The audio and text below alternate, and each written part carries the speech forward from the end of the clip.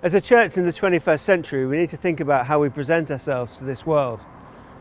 Our vision, our identity, our mission, our brand. So why is branding important?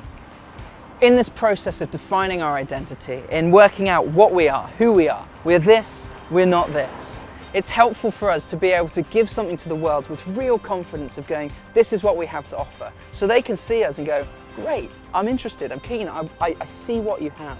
The reason we're doing this, the importance of branding, the importance of this branding journey is so that we can better proclaim the gospel and the love of Christ.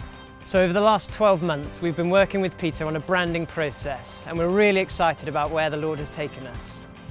As we've clearly defined our vision and our purpose, the Lord has also clearly led us to think about the way we present ourselves, the way we dress, so to speak, and the name by which we're known.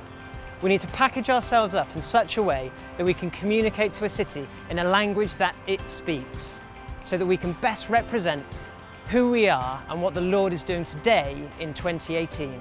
At the start of this process, Tim, Mark and I worked with Pete to really work hard to understand what is the Lord doing with us here as a church. What's at the core of who we are?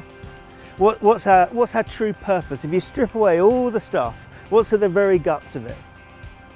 We shared with you in November the three phrases: encountering Jesus, redeeming life and loving this city. And now we're at the stage where we need to really think through how we package it up.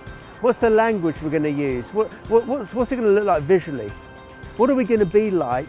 What's our culture like as we try to communicate to this city who we are and what God's got for us to do here?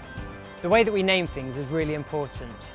Not only is it a key piece of information in how we recognise and communicate with one another, names often have meaning. They communicate something of who we are. We see this in Scripture as well. When the Lord's moving powerfully and does something amazing in someone, there's often a change of name. Hadassah to Esther, Jacob to Israel. The Lord honours names.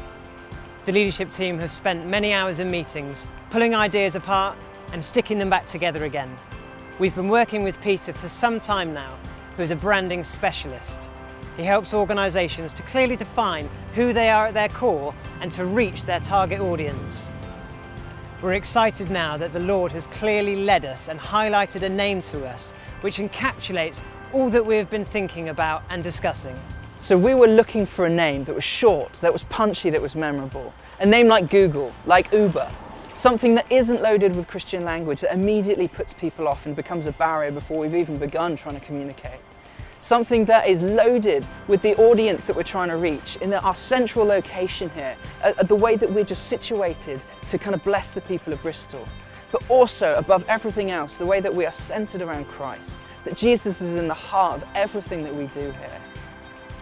What was amazing was halfway through this process, when we were discussing the names and we're trialing through different ideas and they weren't quite sitting, I woke up one morning and the Lord dropped this Bible verse into me. I knew it was from the Lord, and what was amazing is immediately I knew that this Bible verse summarized a lot of what we're trying to package up and identify here.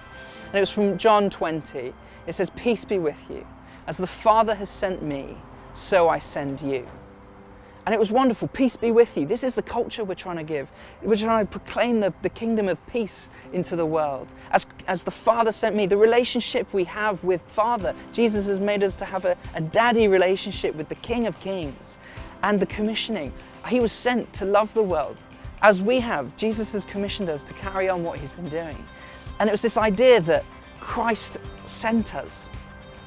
We are all sent. Sent are all.